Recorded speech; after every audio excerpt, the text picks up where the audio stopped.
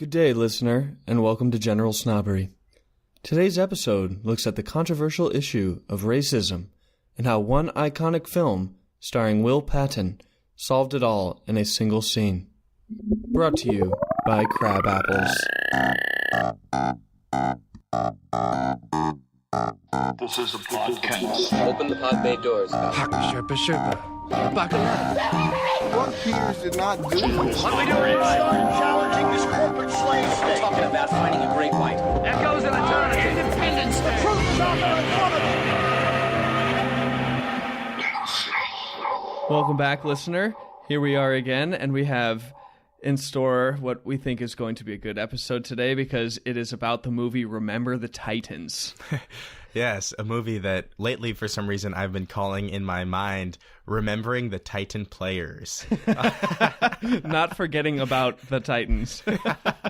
Exactly. I didn't go the whole opposite day approach. I think I was thinking, like, I wonder what some of the names they were playing around with in the studio before they decided on Remember the Titans. Like, Remember T.C. Williams High. Yeah. Coach Boone's Players. Remember when racism stopped. Yeah, a lot of working titles for this film. I'm sure were probably pretty funny and whatnot. But yes, today we discuss Remember the Titans. Really a classic film if you were a child or a young adult. Period. You're right. It is a Disney movie. And I have to think it was one of Disney's first forays into live action, right? Because Remember the Titans came out in the year 2000. Yeah. A year that, as Sean and I have established in previous episodes, people were still happy. Right. Yeah. It was almost to the point where they weren't happy, but they still were then. That's when right. They loved Gladiator. Mm-hmm. Yeah, Gladiator was big. But Remember the Titans is a movie just brimming with feel-goodness. And that's really what I think about when I see this movie. Like, even watching it 17 years later, which is odd to say, I huddled up on my futon with my little Afghan blanket curled over my weary from work body and mind. I watch this movie and I feel good at all the good things about it. The way you see racism dissolve, the funny quips, the acting by Will Patton. Otherwise, Will Patton, I was going to say Coach Yost in general. Exactly, Coach Yost, the guy who screams Yost. Gosling's dad. Yeah, Ryan Gosling's dad in this film. Who that is what I remember the most about this movie. And watching it this time, I was once again convinced that man should have been nominated for an Academy Award. Like, there should definitely be an Academy Award for Best Extra or Best Character in less than 10 seconds of a film, and that guy would have won because I am so convinced at that man's anger more than pretty much anyone else's anger I've seen in films recently, I suppose. He's in 3 scenes and he's angry in every single scene. Yeah, very good. Yeah. The first scene, he's angry about the fact that Coach Boone, Denzel Washington, has taken over for Coach Yost. And the next 2 scenes, he's angry at Coach Yost. Mm-hmm. So we learned that this man, maybe the root of racism is just general anger. True. And we learned that also through another one of my favorite characters, the character of Ray. Yeah, Ray is... The casting director did a wonderful job picking someone who looked constantly angry and soulless. Like, that guy looks like nothing but angry. No, he really looks like a cyborg from a Terminator movie. Like, emotionless, angry, furrowed brow. Mm-hmm. He does not smile the whole movie. No, not even when everyone's clapping. And the scenes when we see the Titans, singing their warm-up song and stuff, I'm always wondering to myself, what is Ray doing at this point? I always wondered that too. And back in my youth when I studied this film in depth by watching it pretty much every day, I knew it to the point where I knew each player's number. And I knew that Ray was number 87. And so there's a scene where I think it's toward the end of camp when the Titans, led by the blooming friendship of Gary Bertier and Julius Campbell, kind of huddle around and start kind of hopping up and down and being like, ha, ha, ha, ha. And you can glimpse Ray on the peripherals, and he's in the huddle. He's hopping around and ha-ing with everyone. So there is at least one moment where Ray gets on board. Okay, yeah, and I suppose the camaraderie of the sport would necessitate that to a degree. Mm-hmm. And yet, still, we are convinced and certain throughout the entire film that Ray's a complete jerk and an absolute racist. And that's one of the best things about this movie is that there is no doubt about which characters are good and which characters are bad. Yeah. Every single character who is a racist is a big racist, and they are bad. Yeah. Clearly just a despicable human being. Mm-hmm. Which makes for some amazing feel-good moments when harsh racists become really good people. Like when Jerry Bertier's girlfriend. Did I call him Jerry again? You did. And Gary. It's this interesting spelling of Gary. It's Gerry. Huh.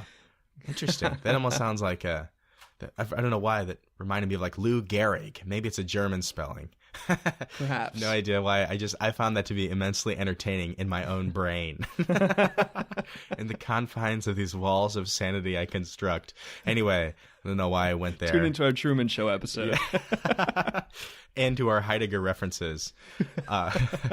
We should do an episode, the best of our Heidegger references. Yeah, I think there's been like 6. So we could just like put them all in there. It'd be like probably a 3-minute episode. We went pretty in-depth in Heidegger at one point, I think. Oh, okay. Yeah. To the episode no one listens to. Mm-hmm. Anyway, I don't remember what I was saying, and I guess it doesn't matter Gary anymore. Bertier having a good transformation from being a blatant racist to suddenly a really good friend of African Americans. Mm-hmm. And his mom as well, when she doesn't really want to, she doesn't want to associate with those people, or however she refers to sort of the African Americans. I don't want to get to know them. Oh, that she says. Oh, yeah. What am I saying? I should always rely on you for a quote for this movie. And this is something we will get into for sure. Indeed. But when Julius comes into her home and just breaks down all the racial barriers and just hugs her and lifts her up, right, as Peace Train by Cat Stevens is playing in the background. Talk about a feel-good moment. Oh, my goodness. After Julius has just been stopped by the cop and you think he's about to be arrested or harassed, and the cop's like, the best defense I've seen in 20 years. But you only kind of think that's going to happen because Peace Train is playing, and Disney's like, feel good. Mm-hmm. So it's like, you're kind of on edge, but you also know, like, but wait, this is a good moment. But of course, when they play Eric Clapton, that while he's a good singer-songwriter, his songs are very depressing. Oh, you mean James Taylor? Oh, I meant James Taylor. Yeah. Both of them have... They probably have the 2 most depressing acoustic songs ever written. Between Fire and Rain and Tears in Heaven. Yeah, might as well be the same song. Okay, that's why I confused him. Like, man, you two can write music, but can you write something that like really just makes me not like sad about every single thing? I am very sad and hate myself when I listen to your music. Not like Bruce Springsteen or our favorite Billy Joel. Yeah, not like Billy Joel singing about uptown girls and piano players. And a fire that he claims we did not start. No, but he probably thinks he started it. So, listener, if you're attuned to our sarcasm, you can tell by now that we do not like Billy Joel. And Billy, if you have a Twitter, we're going to tweet at you, and we might just be upfront and say we don't like you. Yeah, we find Billy Joel to be much the charlatan. Yeah, he probably wears a shirt that says something like "Good Vibes" from a company known as Spiritual Gangster.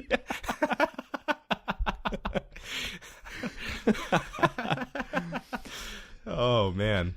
But yet, around the time when I pretty much memorized Remember the Titans, I also memorized We Didn't Start the Fire, which, if you've listened to that song, listener, is basically just Billy Joel saying the names of people, cultural moments, and books in rapid succession, and making you think that he's making some profound statement about America.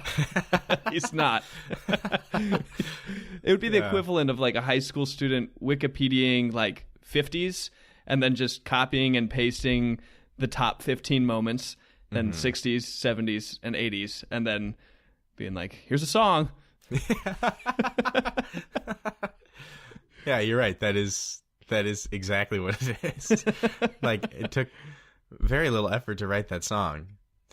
And just like Remember the Titans, I can still say all of the lines in my head. Oh, okay.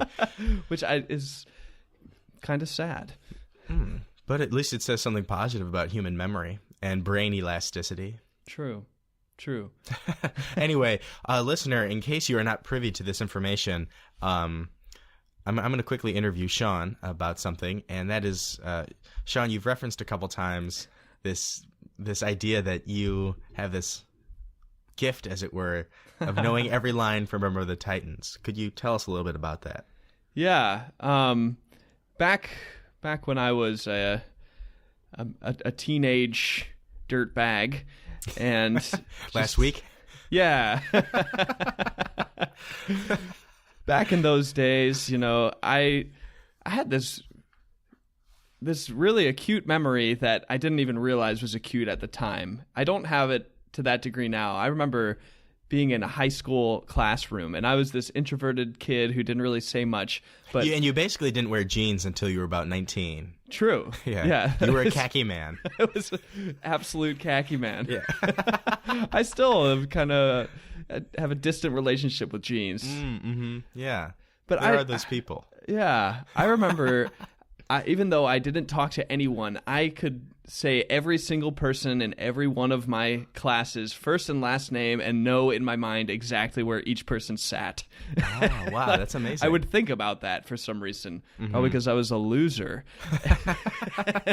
Being a loser, I watched Remember the Titans so much, and I guess I watched it so much that the same thing happened to where I pretty much I think I knew every single line of the movie, and not just the line, but like the specific vocal inflections and the mood of that line. And I've kind of always had difficulty falling asleep at night, and counting sheep never worked for me. So there was some point in my life when, in order to fall asleep, I would just start saying the movie Remember the Titans in my mind and going as far as I needed to go into the movie until I drifted off to sleep. I would sometimes make it probably halfway through the movie. Wow. Yeah, and you would always Go ahead. I was going to say probably to the point where Ray gets kicked off the team. Boone doesn't cut anyone. Boone don't cut anybody. Good. I'm very familiar with this movie. I played football in high school, and this movie's good movie. I don't. What just happened? I just stopped knowing how to talk. It must have been your mentioning of playing football in high school just brought back this reservoir of memory and emotion that prevented you from really forming any coherent thought. Probably what happened is when I said football and high school, my brain remembered the time that I got an awful concussion playing football, and probably so bad that it would probably show up on a CAT scan these days. Really? I just remember this was like right before the time that people realized that children playing football is like way more dangerous than children throwing knives at each other. Seriously, way more dangerous. Oh, yeah, probably shouldn't laugh at that. Yeah, no, you're right. But I mean, I think that goes to show maybe their ignorance at the time or whatever. But people realize that football is very dangerous, and I'm glad that I played football for 3 years, 8th grade, freshman, sophomore year, and then I stopped liking it. And I'm very glad I stopped playing so that my brain has 2 years that it didn't undergo severe damage. But anyway, I got a bad concussion one time that involved a very ridiculous play that I think our coach was quite stupid to have us do. It was a training at the very beginning of the year where one player would run for 50 yards at a dead sprint, and then right when he had run 40 yards, another player 10 yards away would start running. So basically, you have two people running straight at each other. One guy has like a 40-yard building up of momentum. I don't know if I'm really describing this right. And then they just hit each other. Serves no purpose in terms of technique or anything like that. Anyway, so when you say they hit each other, like, do they just collide, or do they each try to tackle the other? Does one have the tackling role, or do they just go head first into one another? It's more like head first into one another, because I don't think we were supposed to simulate anyone having a ball. Maybe we were simulating like a kickoff return or some kind of special teams thing where you're blocking someone who has been running for like 40 yards at a dead sprint. Anyway, though, the other guy and I hit, and the next thing I knew, I was looking straight up at the sky. And I like sort of like kind of did a sit up, and the guy was also doing a sit up at the exact same time. So we basically, my understanding is we hit each other and both went straight back on our backs. And I thought I was fine. Like, I didn't think I passed out, but I definitely, looking in hindsight, like passed out instantly. Do you remember who it was you hit? Yeah, I do. I don't know if I remember his name though.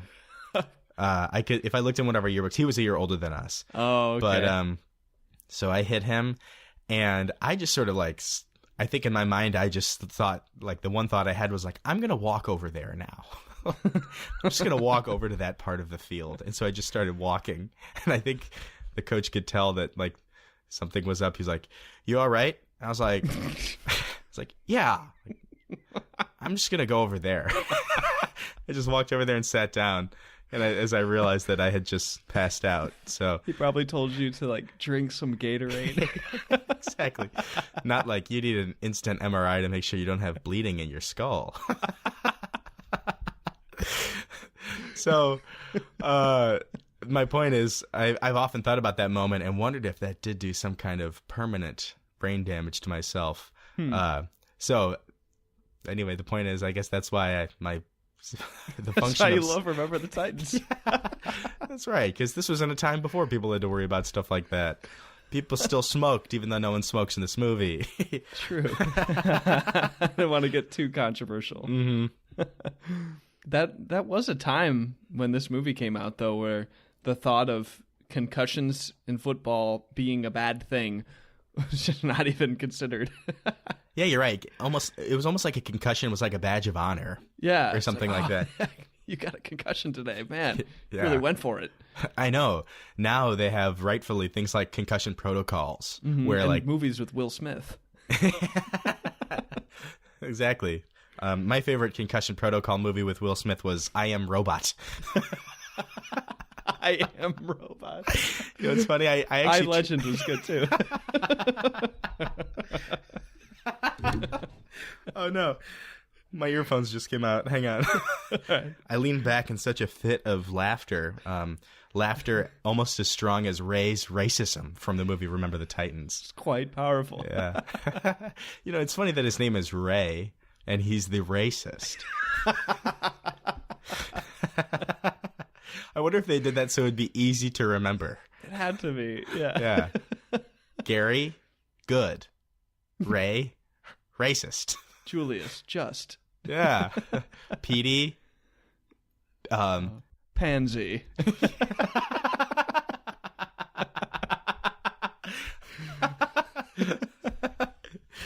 Guy who yells at Yost, angry. Herman Boone, heroic badass.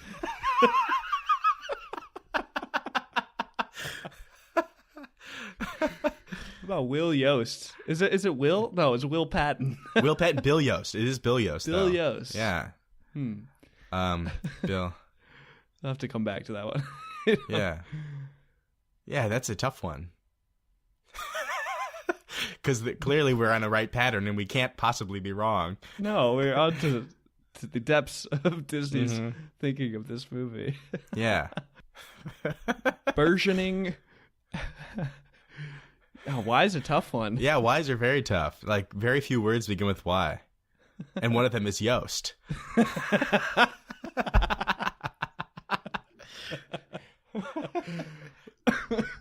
We'll come back to that. Mm-hmm.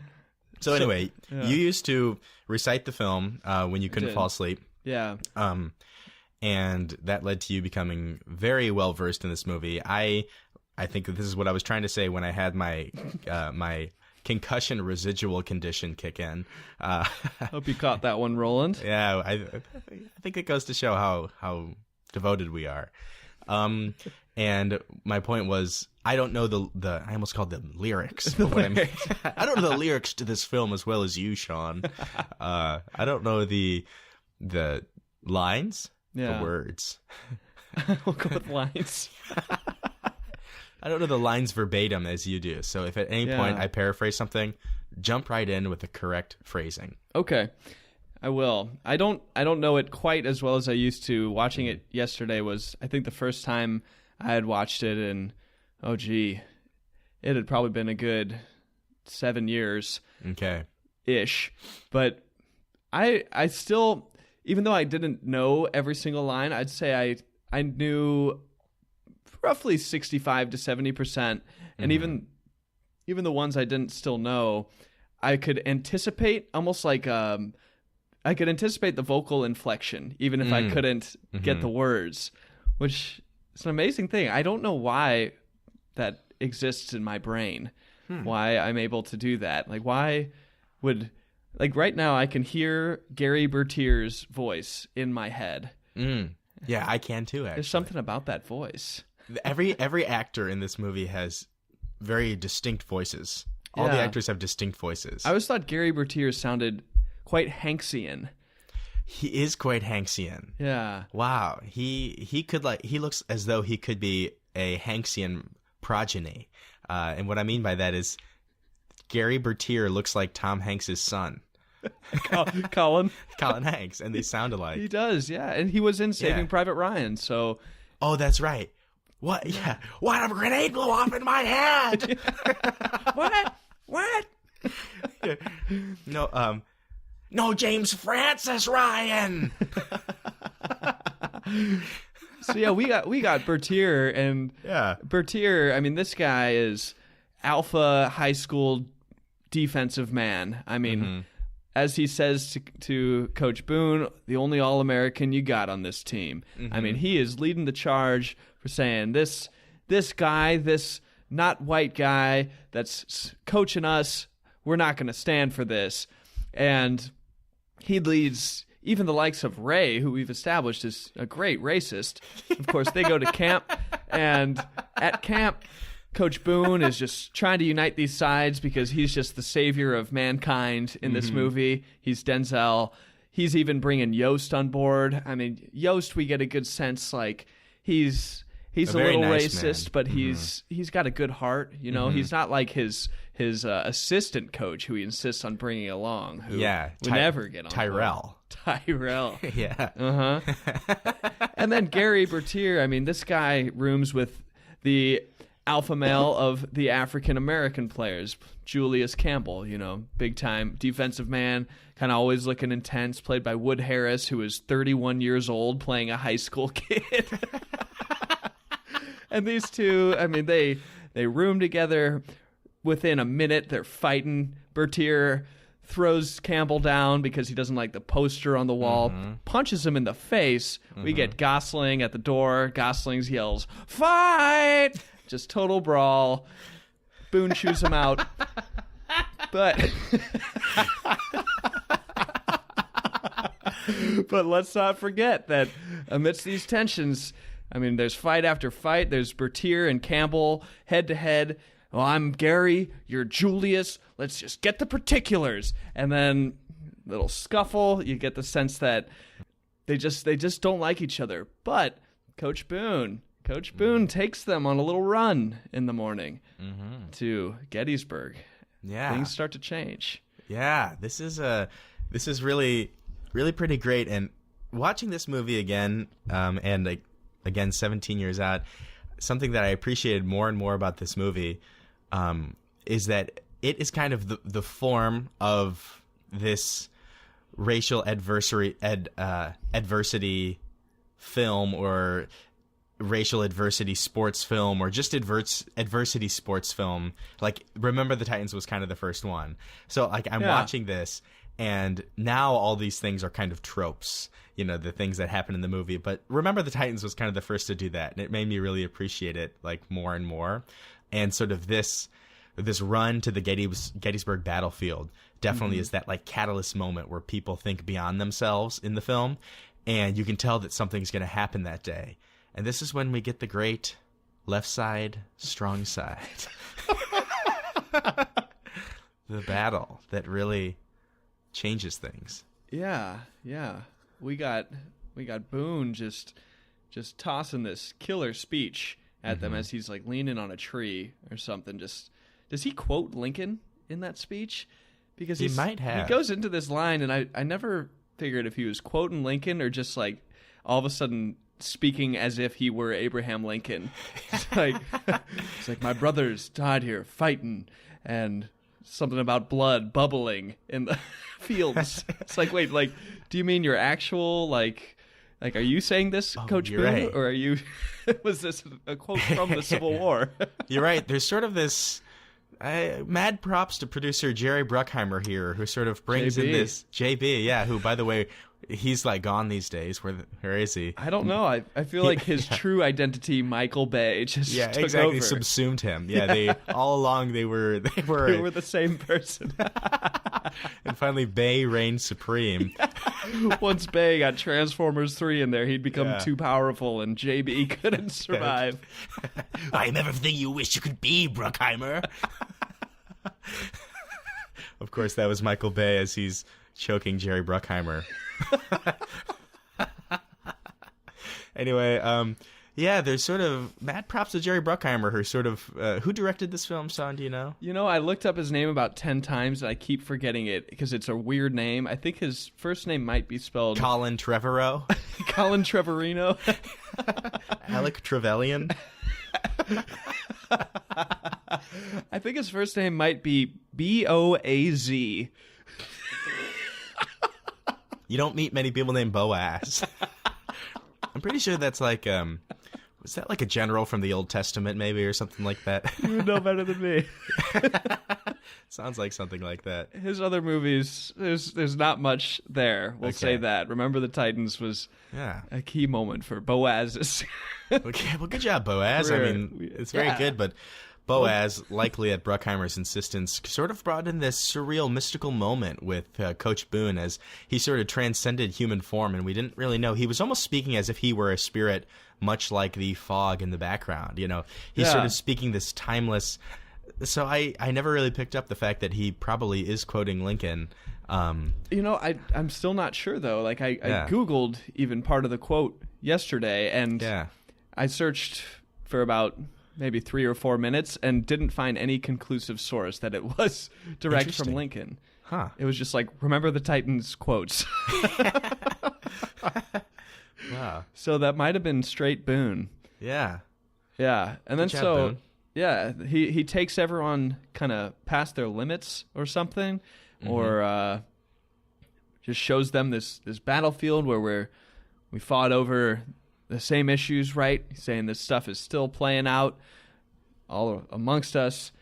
Oh boy, this is a part where I really wish I could remember the quote exactly, because it's something at the end like, if we cannot do something, we too will be destroyed. Oh yeah, like that. Yeah. And then the very next scene, they're playing in the night, and there's a different vibe cast over, and the key moment is Gary chews out Ray.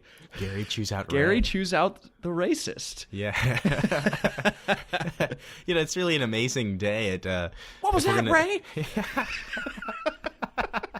Was that Bertier or was that Tom Hanks? I was going for Colin Hanks. Yeah. Oh, okay, yeah. Whatever that is, it ain't blocking. I very much that Gettysburg Run scene is like a kind of a in mythologies, like entering the underworld so as to emerge, because in that scene they begin jogging at 3 a.m. and even Yost is like, like, Coach, we're a high school football team, we're not the Marines. He's the kind of guy who pronounces an S like an SH. Yeah, exactly. And he even does that in the movie directed by Michael Bay, Armageddon. Yes, JB. Why someone got a gun in space? What's someone doing with a gun in space? You call this game right, or I'll go to the papers. So you were saying that kind of underworld-ish type of moment with the...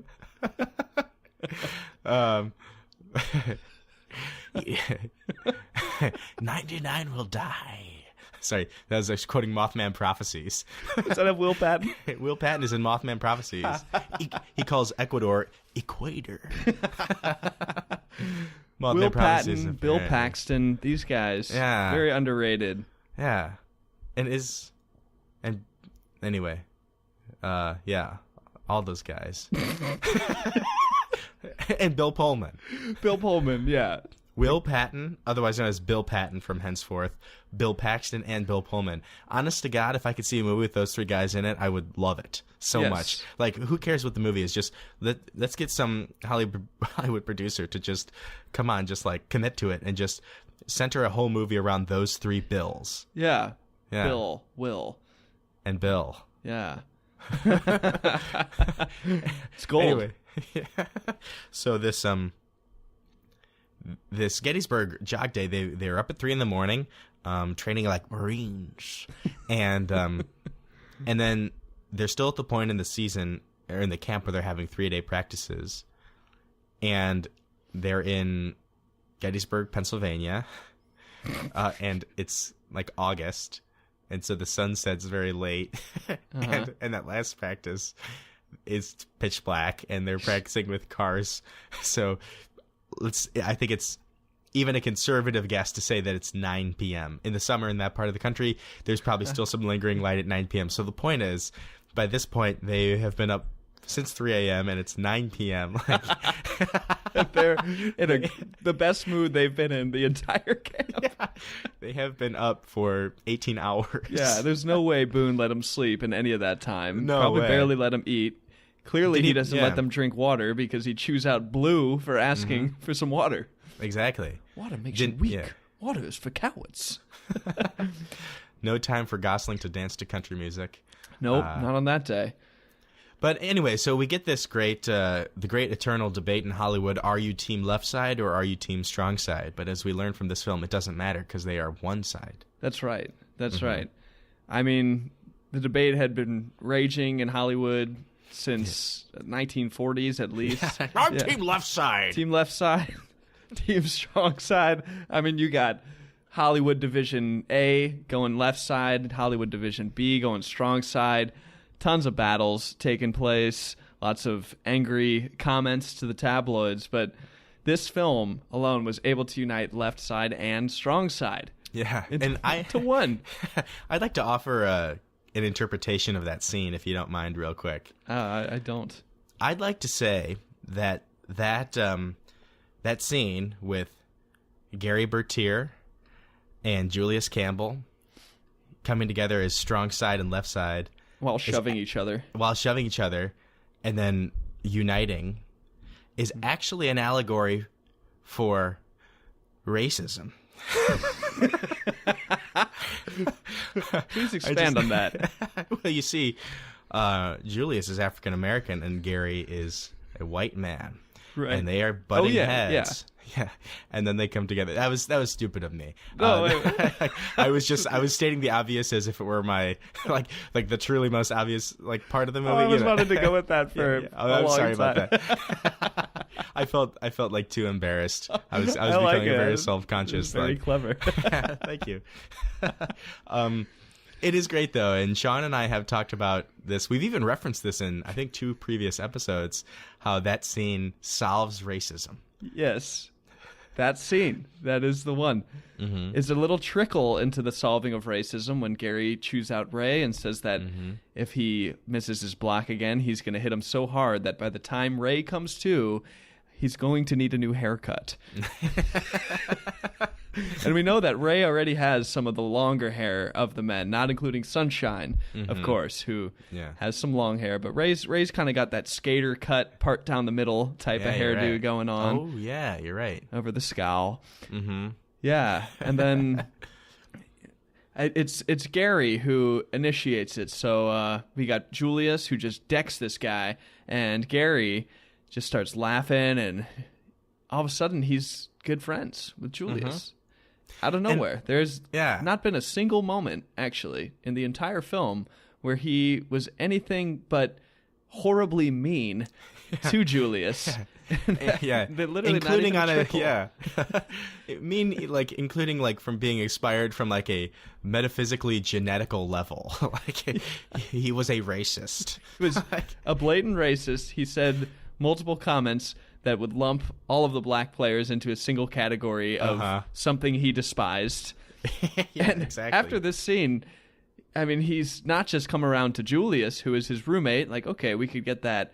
But just a couple scenes later, we're in the locker room, and we get to see that racism is solved because both the blacks and whites make mama jokes at each other across the racial divide. Yeah. And therefore, the mama joke connects the races even more, which is, of course, exactly how the Civil War happened. Exactly what Lincoln's methodology was in order to solve the problem of racism. That was my version of a stupid. No, but I think you're right, because I think the Civil War began when South Carolina said to Washington D.C., "Your mama's so dumb she doesn't believe in states' rights." I like to think that somewhere we have a single listener who got a little laugh out of that joke on American history. I hope so. So racism solved in this racism solved, and sudden moment.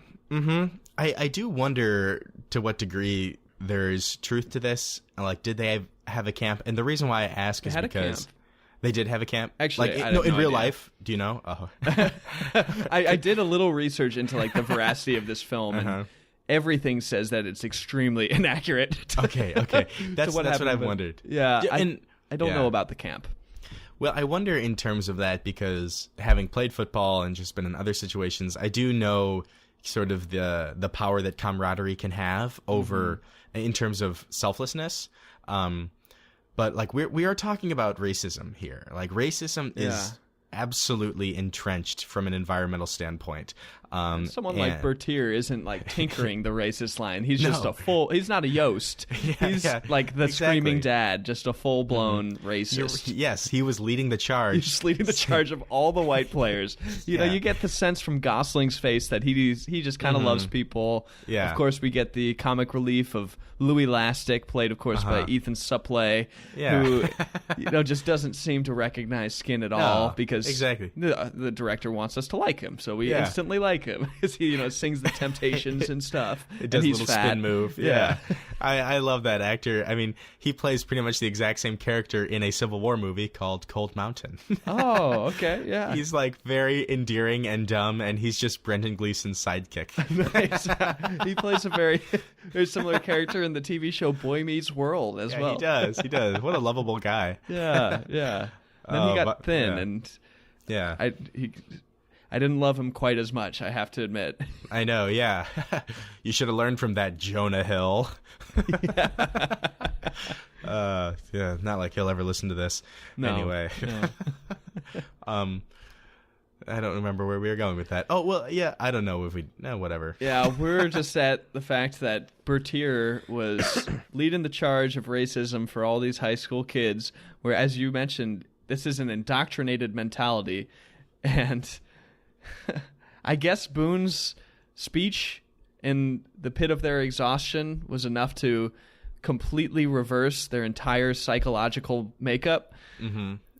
Yeah. Except for Ray, of course, who remains hard-headed as ever. Yeah. But once Gary Bertier and Julius Campbell are friends, all of the white players and all of the black players are friends. You're right. Except, of course, Ray, the racist, who is clearly bad. Such a wonderful way they do that. Yeah. Kind of in one of our classic general snobbery ways of pointing out certain ways of understanding a character is just from this, like, the blatant ways that character is a representation of something bigger. Like in particular, how you as a viewer of a movie like or dislike that character, and how certain movies will make it obvious or not. So in Gladiator, everyone loves Maximus because every character in the movie loves Maximus except the bad guys. Right. And Ray, always shown with a scowl. I think even the lighting on his face is like always a little darker. Like, it's supposed to make him look like he's like, just in the shadows, just being an asshole. Yeah, because there's that scene after the mama jokes, and they start like messing around with each other, and Sunshine kisses Bertier, and everyone's like, what's going on? And then Ain't No Mountain High comes on, everyone starts singing, and then we actually get a slow zoom on Ray's face as he's just staring at the proceedings, shaking his head no, as if completely enraged at what he's beholding. I think my favorite thing about watching the mama jokes this time was that I got the impression that was Gary Bertier. Gary Bertier. Sorry, I keep calling That's because Boone calls him, Jerry Yeah. Lewis. Yeah, he messed me up. When Gary Bertier, the first mama joke that I believe Blue lays on Gary Bertier in reference to Sunshine's hair, Gary Bertier is like visibly very angry. True. And I get this impression that Gary Bertier, being a white man, has never heard a yo mama joke.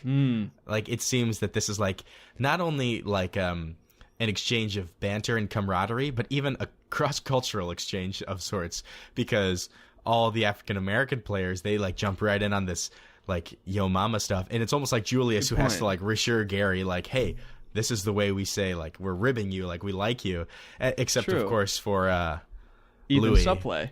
Yeah, who just like, because he's just a dumb guy who's just like jolly about all life, like he's just in on it right away. And good point. He comes in with a classic. I just love it. His back's hurting. Yeah.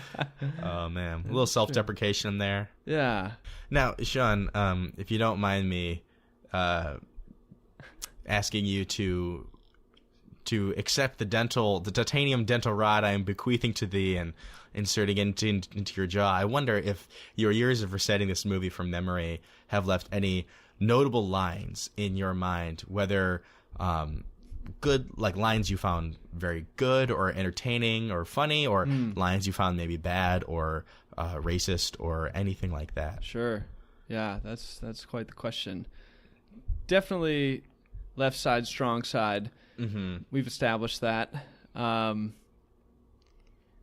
One thing that comes to mind is when, obviously Yost as well, the guy screaming Yost. The part where there's like these white guys who are like trying to make these shady deals for Yost so that Boone gets fired, apparently, if they lose one game. They're trying to make this happen so that Yost can then make the Hall of Fame, which he really wants to make the high school football Hall of Fame. Yeah. His daughter also really wants this.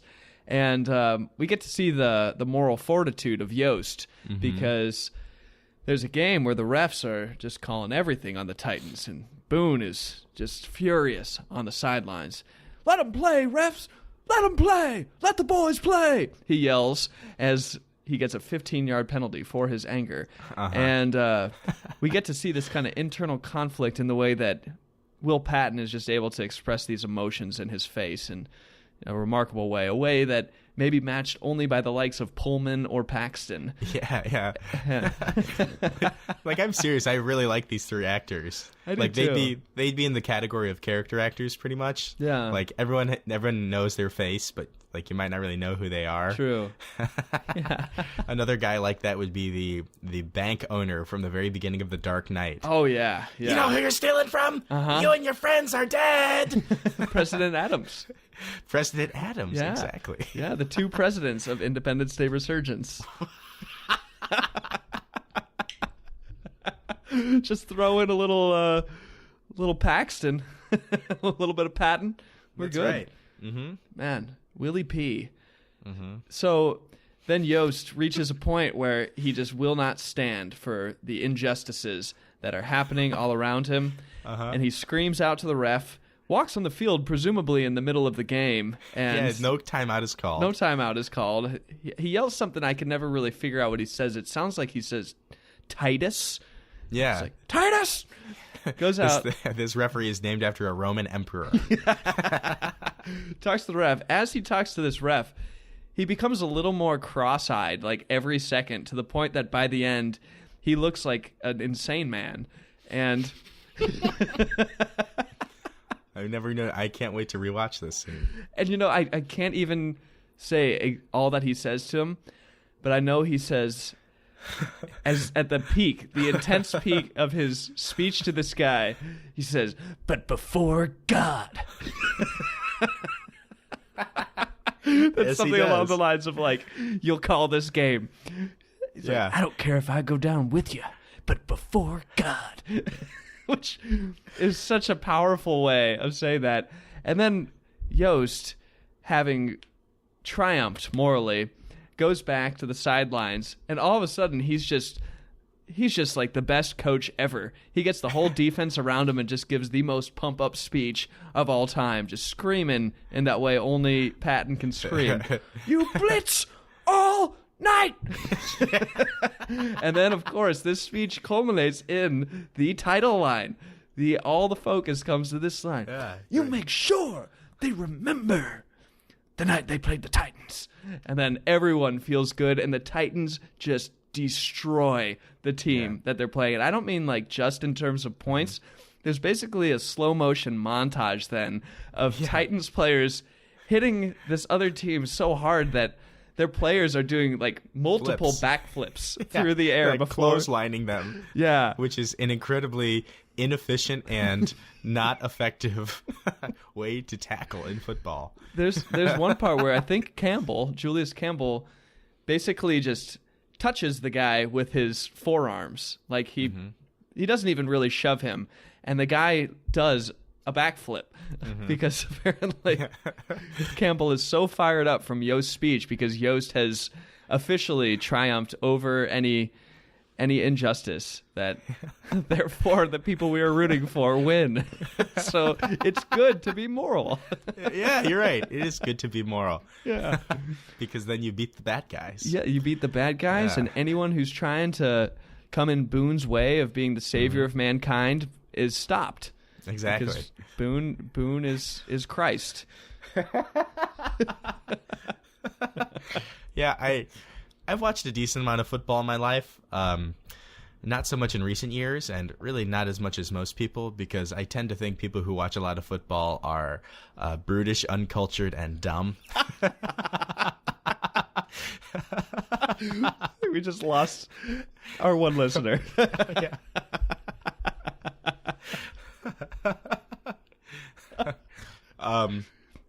Just kidding. But I think to clothesline a player, I've never ever seen that happen. Like at like probably what would happen if you tried to do that is you would dislocate your own shoulder.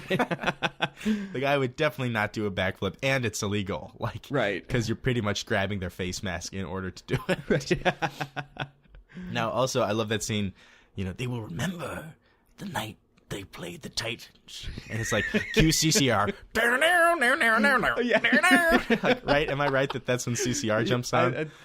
I think first we might have like a couple slow motion scenes where there's no music, so you can just hear some of the players like like grunting in just pure masculine strength, and then like a touchdown happens and it's QCCR, so we can just watch the Titans run train on this team, which is led by the biggest racist of the film, the guy who says the meanest line of anyone.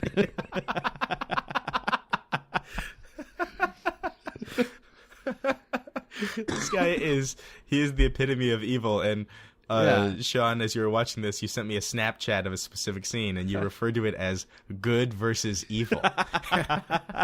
That's right, because right after Yost's pump-up speech, Gary Bertier, who, as we've established, has overcome racism, runs over to the sidelines of this really racist and bad coach on the opposing team, and he kind of angles his body in this way where his head's tilted and he's kind of looking up over his brow, and he just points at this coach. Slow zoom in on the coach's angry racist face. Like, this isn't about us winning the game. This is about us beating this racist jerk who on national television called Coach Boone a monkey. Yeah. which led to a wonderful scene of redemption when this man refused to shake Coach Boone's hand at the end of the film. And I always love this part. Oh, yeah. Great. And Coach Boone turns around. Does he say, "Hey, Coach," or Coach. just "Coach"? Yeah. Coach. And he tosses him a banana. What a great scene. Yeah, and then Denzel makes this face at him. Almost this...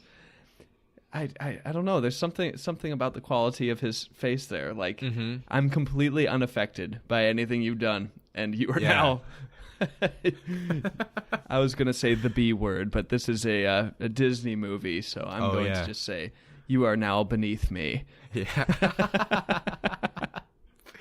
This is kind of the defining game of the film. Like, the last game is fun. It's Hollywood against Ed Henry. Oh yeah, the legendary Ed Henry, who's not a racist. No, he's just a good coach. Hall of Famer. Yeah, not like Yost. Yeah.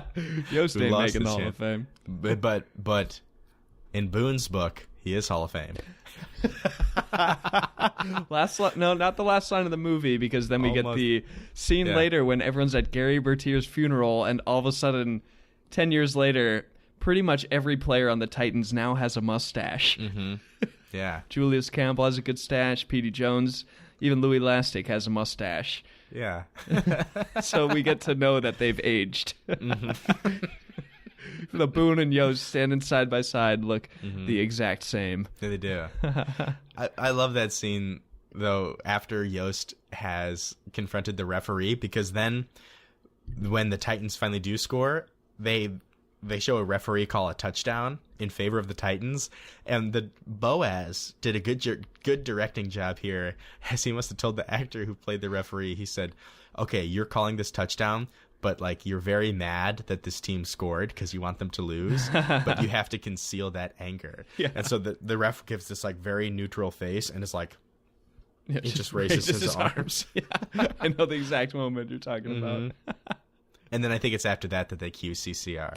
Yeah, cue CCR. Because Come once on, again, rise and win. Yep, they put the right music at the right moment just to make you feel exactly how Jerry Bruckheimer wants you to feel at any given moment. And it works, because then we got Peace Train, and there's this beautiful sentimental moment. This movie introduced me to Peace Train, which, boy, how grateful am I for that. Peace Train, in all seriousness, is such a great song. Cat Stevens, pre-Yusuf Islam, was real. I mean, that guy could play a tune without a doubt. That song, that scene, just so peaceful and happy. And then we got, as you mentioned before, Taylor's Fire and Rain, and you just know something's not right. This is too sad right now. It's before the big game. You know, Julius has got his girl. We're focusing on Bertier, whose girl has left him because she's still a racist. Yeah, but she admits, "I'm trying not to be a racist, but I still am." Yeah, right. in not so many words. Yeah, by the end. And she has her moment of redemption when she goes onto the field in the final game. Presumably during the game, basically, just like Yost. Yep, and and shakes Julius Campbell's hand. And at this moment, I do have to point out something I observed really throughout my youth, but consciously this time, that Julius Campbell has maybe the biggest hands I have ever seen. Really? Yeah, if you look closely, that guy has some massive hands. Huh. Probably some of the longest fingers I have ever seen. Like, I think when he shakes the girl's hand, she's only holding his fingers, and her hand is still completely dwarfed. So would you say that his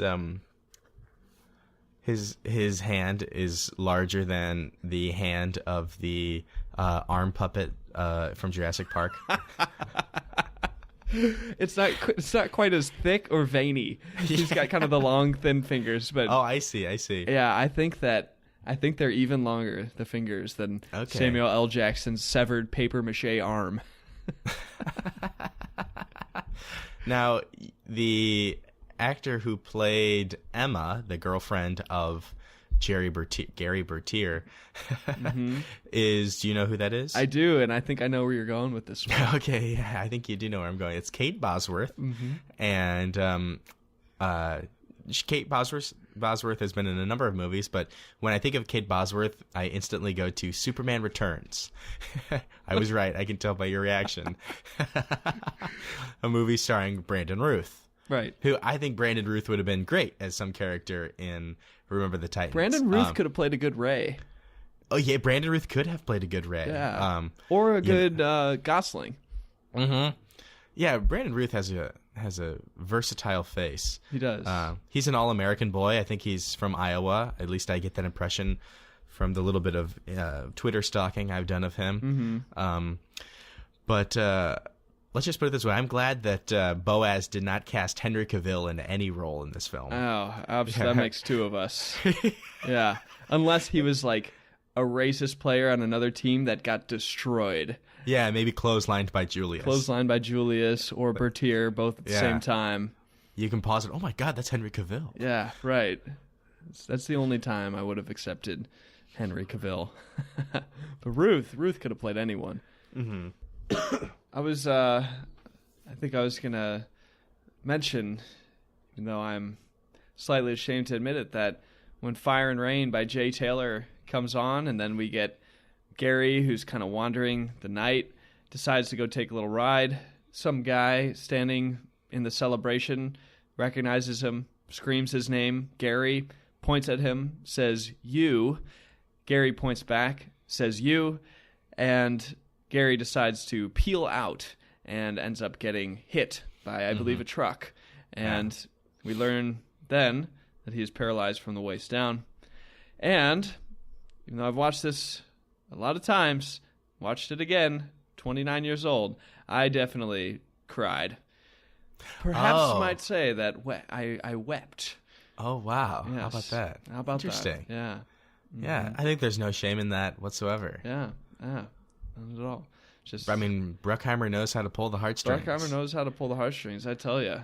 Something about Julius coming in, and we see Bertier, who's been our hero this whole time. This guy, just an unstoppable force on the field. Mm-hmm. You know, no one can see him coming. And then he's in this bed. He's got a Band-Aid by his eyebrow, and we got this nurse who's like cleaning him up. She's very nice. She's not a racist. She's not a racist, but I don't like her at first because she sees Julius come in and she says, "Only family here." Oh, kin only. Kin only. Nice job. Sorry to correct you. You got me. But I made really note of that because I thought it was such an odd grammatical way to say that. Kin only. You're right. Yeah, she does say kin because I never understood it when I was a kid. I thought she said exactly. Ken. Ken only. Yeah, get out of here, Ken. Julius. And then Gary, "Alice, are you blind? Don't you see family resemblance? That's my brother." Oh, man. JB, Boaz, well done. Yeah. That line. Good job, Boaz. There you go. Yeah. And then because we get another strong side, left side. We do. We get much more tender. It is much more tender, and not, and we get Jerry Bertier throwing up the Black Panthers symbol. Right. He actually does. Really? Right? He doesn't. He like put his fist up. Yeah, he does. And like they definitely focus on that. Yeah.